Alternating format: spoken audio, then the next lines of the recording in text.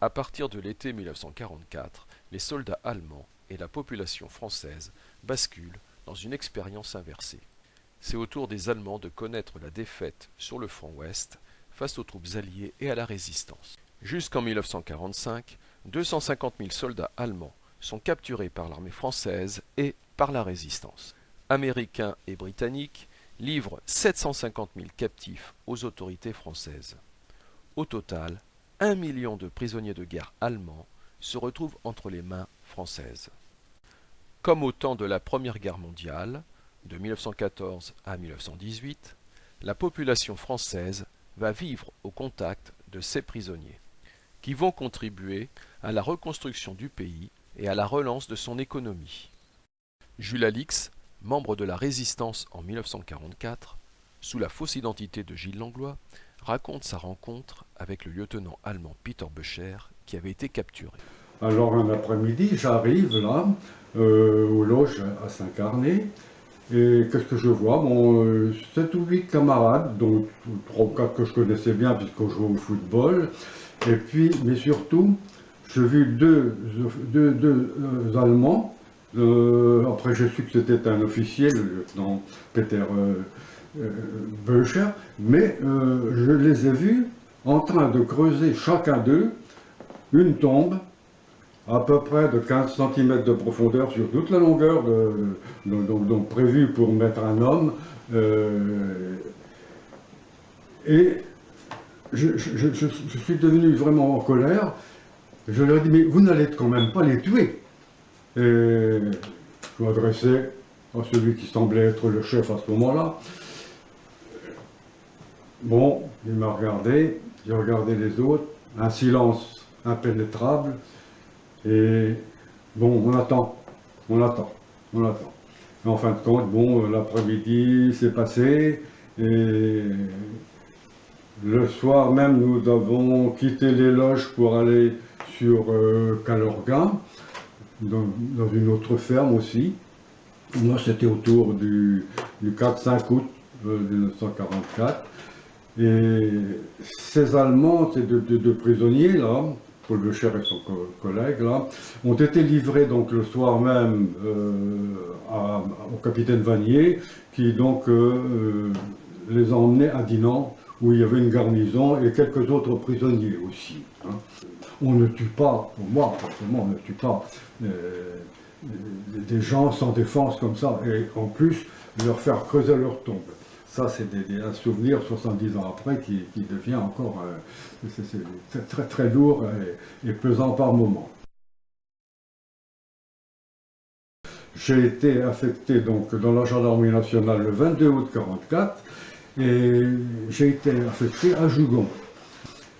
Et je prenais mes repas de midi à l'hôtel de la Vallée chez M. Lefebvre. Et à midi, qu'est-ce que je vois? Attablé, bien je l'ai reconnu, je ne connaissais pas son prénom, mais c'était bien l'officier allemand hein, que j'avais sauvé de cette triste mésaventure qui était en train de creuser sa tombe dans un bois des loges à Saint-Carnet. Et je l'ai rencontré, une chaleureuse poignée de main, mais nous n'avons pas parlé. Et après, bon, chacun va faire ses occupations, mais je sais qu'il lui a été demandé par l'organisation de la résistance de Jugon, qui était très importante à ce moment-là, et aussi par le front donc de la libération du Cap Fréhel. Ils ont eu besoin, et ils ont eu bien fait, de faire appel à cet officier allemand hors pair, qui s'est dévoué tout de suite, corps et âme, et avec toute son instruction et son intelligence, pour aller sauver les vies des soldats allemands déjà, puisqu'ils étaient coincés de toute façon par les Américains, par la résistance et par les Français. Ils ne pouvaient pas sortir vivants de là.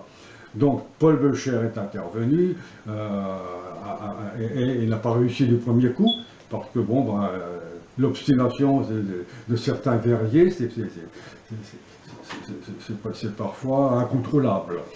Mais il a réussi tout de même à ce que ces gens-là se rendent à la résistance, se rendent à l'américain, aux Américains, et au moins le Cap Fréhel a été libéré. Mais Peter Böttcher, pourquoi il était arrivé au Cap Fréhel, puisqu'il était prisonnier allemand? Il était prisonnier, mais il s'est présenté au commandant Jean, en disant qu'il irait bien pour parler avec les Allemands qui restaient au Cap Fréhel, pour empêcher qu'il y ait des morts inutiles. C'est là qu'il s'est proposé pour aller discuter avec les officiers, donc allemands. Et ceux-ci l'ont très mal reçu, ils ont voulu le fusiller en disant qu'il était un traître. Et puis il a fait comprendre qu'il n'y avait aucun espoir pour eux. Les Américains étaient là qu'ils allaient tout foutre en l'air, c'est-à-dire complètement anéantir le Cap Fréhel. Il y avait déjà deux ou trois morts allemands. Et ils ont compris que la résistance était inutile, ils se sont rendus. Böttcher a été reconnu prisonnier libre. Prisonnier libre parce qu'il avait rendu service à la résistance. Oui, et que réellement personne n'avait rien à lui reprocher tant qu'il était militaire. Il était l'un des très rares Allemands à être prisonnier libre en 1944. Ah oui, je ne connais pas d'autres. Oui, et donc la résistance avait donné l'ordre après qu'il vienne travailler chez vous. Oui. Mais pourquoi? Parce que mon père, continuant dans la résistance, il n'y avait personne à tenir le garage, et comme il y avait les véhicules FFI, tout ça, et avaient besoin de réparation, ça continuait, la résistance, jusqu'au mois de septembre. Oui, donc votre garage était réquisitionné pour aider la résistance. Oui, et comme mon père étant plus dans le garage, continuant sur le front de l'Orient. Oui, parce qu'il était résistant lui-même et combattant. Ben oui. FFI. Oui, et ce qui fait que l'Allemande donnait plus ou moins un coup de main, bien qu'il n'était pas mécano. Alors vous l'aviez en apprentissage. Voilà. Oui. Et il apprenait bien? Oh, il faisait du gros boulot, il montait des trucs comme ça. Enfin, quand il venait manger à la maison, tout. Et l'après-midi, il s'amusait à jouer après manger, quoi. Ou avant de manger, il jouait du piano. Il y en avait un vieux piano, vous savez, simple piano. Et par moments, il jouait des airs. J'entendrais toujours. Voilà, le jour et la nuit, notamment, c'était... Le jour et la nuit? Le jour et la nuit, j'entendrais toujours ton retour. Et il mettait du papier entre le marteau du piano et les cordes. Ça faisait un drôle de son. Vous avez de bons souvenirs? Ah oui, absolument de bons souvenirs. Et quand il est retourné par la suite, plusieurs années après, il a continué à écrire. Il y a eu des lettres écrites en allemand, d'autres en français, mais à force d'être ensemble, le garage et tout, vraiment, j'ai vu que c'était pas un mauvais bouc, c'était réellement quelqu'un qui était bien, quoi. Et du coup, alors pour un homme comme vous qui était qui a vécu l'occupation, le fait de rencontrer quelqu'un comme Peter Böttcher, ça vous a donné quel sentiment par rapport... Bien que les Allemands, malgré tout, n'étaient pas... Ceux qui n'étaient pas du tout hitlériens, quoi. Étaient des gens normaux, pas de problème.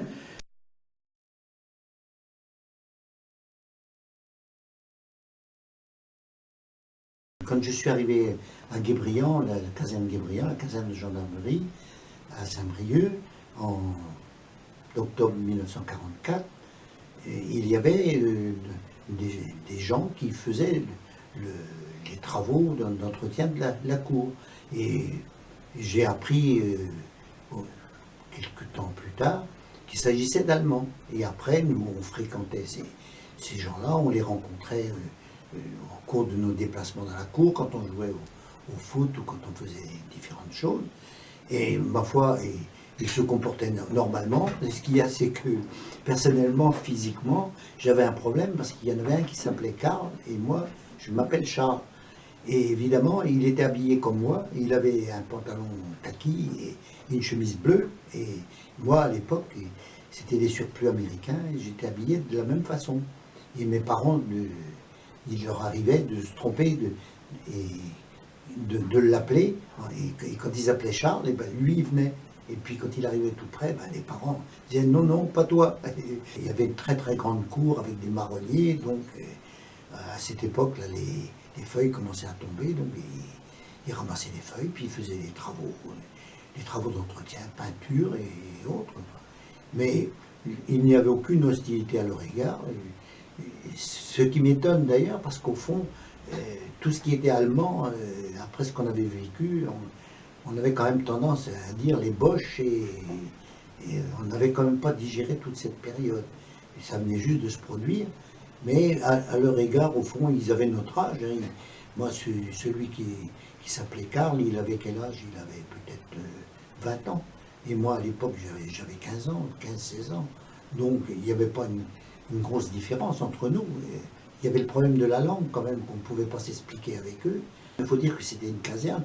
Et donc, qui dit caserne, c'est que tout était fermé. Et que pour sortir, il fallait passer devant le poste de garde. Donc, je les vois mal s'échapper. Puis s'échapper pour aller où? À ma connaissance, il n'y a jamais eu de prisonniers allemands à être maltraités. Je ne me rappelle pas les avoir vus en ville. Alors c'est pour ça, la photo, là, il est possible que je les ai rencontrés à l'époque, puisque j'allais au lycée qui était à côté, quoi. Cette photo, elle a été prise, je pense, rue des Lycéens Martyrs. Peut-être un peu choquant, évidemment, qu'on retrouve des Allemands qui déambulent dans la rue des Lycéens Martyrs, évidemment. Mais... Cette photo du mois d'août 1944 donne à voir des prisonniers de guerre allemands encadrés par des résistants, des FFI, qui les mènent au travail. Les deux FFI ont leur visage illuminé par un sourire, le sourire de la libération, le sourire de la fin de l'humiliation, de l'occupation. L'auteur de ce cliché met en scène une inversion, avec des prisonniers de guerre allemands exhibés comme un trophée. Les vainqueurs d'hier sont les vaincus. Les fusils sont remplacés par des balais. L'humiliation et la fierté ont changé de camp. Ils étaient sur Irodoir, oui. J'avais 10 ans à peu près. Et alors, comme tous les gamins, il n'y avait pas beaucoup de distractions. On traînait en campagne comme ça. D'autant plus que c'était à 500 mètres du bourg. Et puis là, il y avait d'autres gamins que moi. On regardait les prisonniers avec la pelle et la pioche en train de creuser dans le milieu d'un champ pour faire une route. Et une route qui était bien plus large que les charrois qu'il y avait. Et alors, à partir de là, c'était un chemin de terre qui l'ont empiré par la suite. Mais alors là, ils avaient un gardien qui n'était pas facile, le père Plessis, comment il s'appelait son prénom, je me rappelle. Et alors lui, c'est lui qui était chargé de les surveiller. Il était une dizaine de prisonniers, peut-être plus, je ne sais pas. Et alors, il allait de l'un à l'autre, et puis toi, tu vas passer vite, allez, vas-tu te bouger un peu? Et voilà. Hein. Et pendant ce temps-là, il y avait des cultivateurs qui étaient tellement contents d'avoir une route pour les desservir. Ben, ils venaient à tour de rôle la porter et la voler.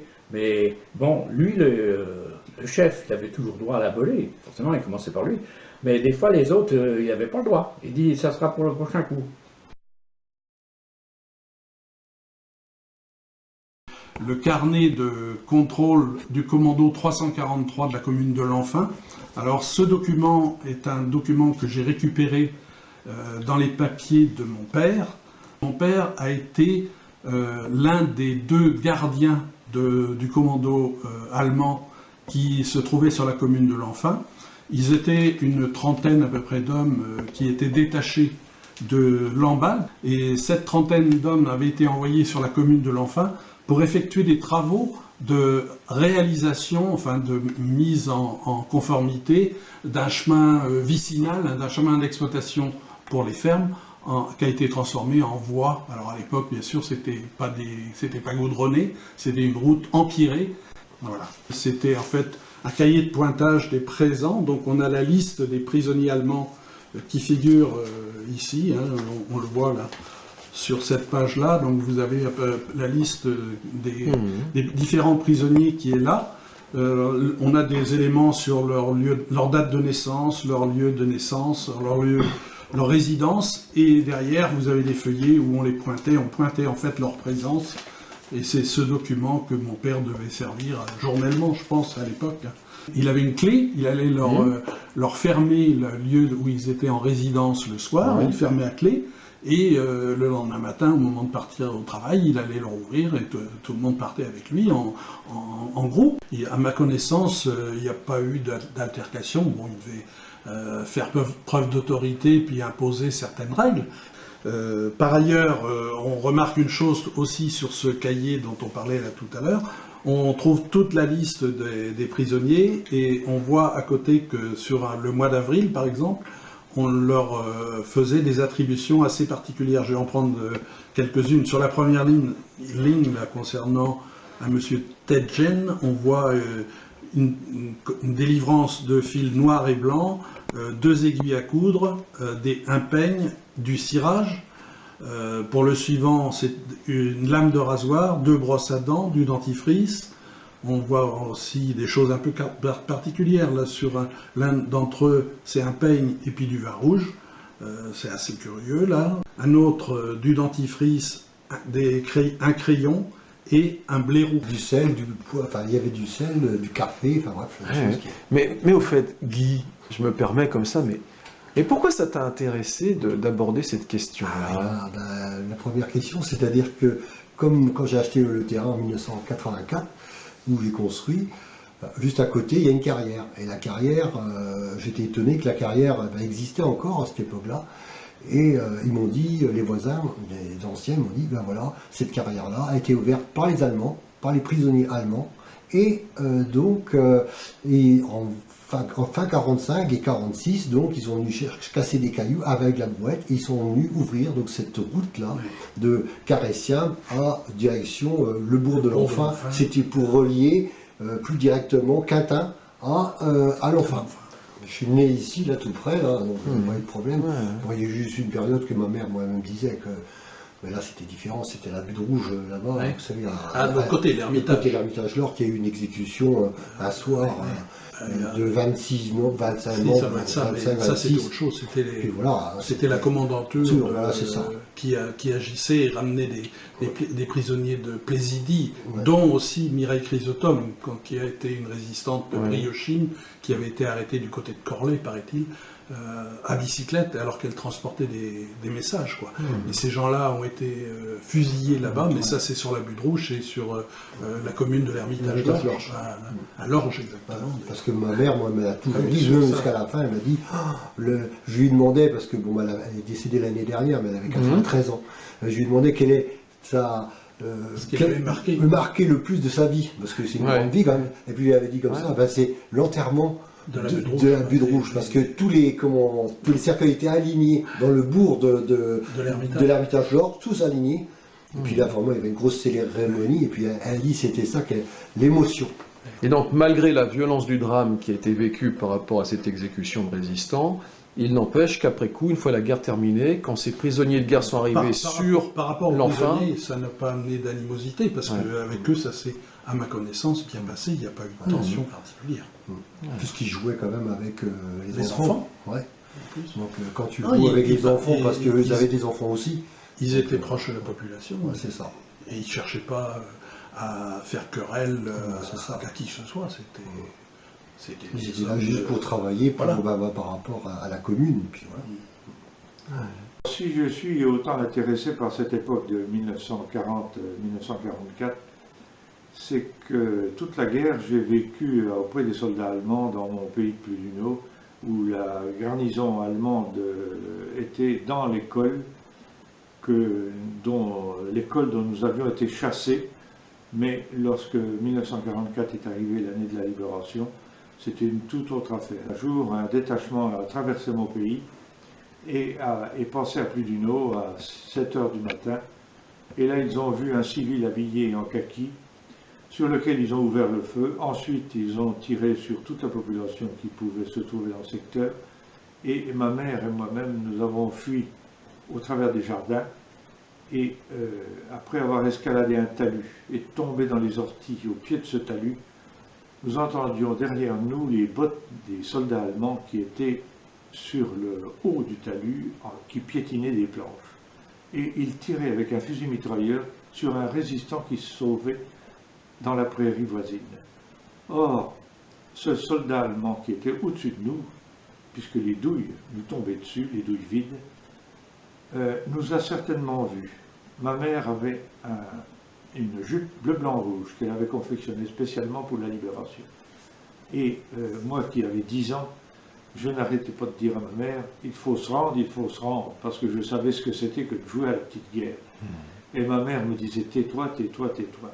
Et ce n'est que bien des années après que bien sûr cette tuerie s'est terminée par la mort de 3 victimes dans le bourg, j'ai voulu éclaircir ça. 40 et quelques années après, j'ai voulu retrouver des témoignages de cette époque pour me raconter véritablement comment ça s'était passé. Et j'ai reconstitué, je suis retourné sur les lieux qui étaient restés intacts. Et il n'était pas possible que ce soldat qui tirait au-dessus de nos têtes sur le résistant ne nous ait pas vus. C'était pas possible. Donc, ce soldat n'avait qu'un simple geste à faire, c'était abaisser le canon de son arme et nous tuer tous les deux dans le fossé.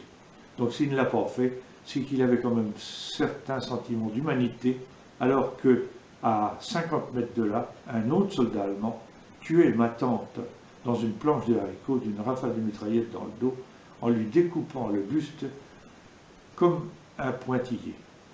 Voilà, c'était donc ces événements qui m'ont fait que plusieurs années après, donc plus de 40 ans après, revenir sur mon enfance et retrouver des témoignages de l'époque et par la suite des objets que j'ai collectionnés pendant des années, puisque je le fais encore un tout petit peu en dilettante, mais des objets du soldat et des objets de cette époque qui me parlent et qui peuvent parler à d'autres. Je vais vous raconter une histoire. Un jour, un monsieur m'a appelé chez lui en me disant qu'il avait quelques souvenirs de l'armée allemande qui sommeillait dans son grenier. Or, je me suis rendu chez lui et il m'a sorti un sac à dos avec un nom de militaire à l'arrière qui s'appelait Roche. Et ce sac, chose curieuse, a appartenu à un militaire allemand qui était adjudant dans l'armée allemande et qui est mort au déminage au lieu-dit Lagarde à Saint-Col-Guildo. Alors, ce sac, qui était sa dernière affaire dont il était muni, a été recueilli après sa mort et les civils de l'époque avaient pour coutume de découper l'arrière du sac, que l'on dit sac poil de vache, et ce poil de vache servait à faire un oreiller dans le cercueil de la victime. Or, moi j'ai remis une nouvelle peau de vache, mais la peau de vache d'origine est donc partie dans la sépulture. Et le corps de l'adjudant Roche repose maintenant au cimetière de l'Esnevin, la Nilis, dans le Finistère, avec son numéro de tombe qui est parfaitement connu. Voilà donc une coutume qui était en vigueur à l'époque, c'était de découper l'arrière du sac pour en faire un oreiller ou mettre sous la tête de la victime. Voilà, donc j'étais très heureux de retrouver ce sac qui a quand même une histoire, parce que cet adjudant qui a laissé sa vie au déminage n'avait rien à voir avec la région, étant donné qu'il n'a pas été fait prisonnier dans le secteur. Voilà, une histoire émouvante, c'est pour ça que j'ai conservé ce sac. L'oubli de ce moment de notre histoire, la présence de centaines de milliers de prisonniers de guerre allemands entre 1944 et 1948, voire au-delà avec ceux restés en tant que travailleurs libres, plonge ses racines dans les souvenirs douloureux de cette époque. Il était aussi difficile de reconnaître dans la mémoire nationale que la reconstruction du pays et la bataille de la production devaient en partie leur réussite à l'ennemi allemand réduit en captivité.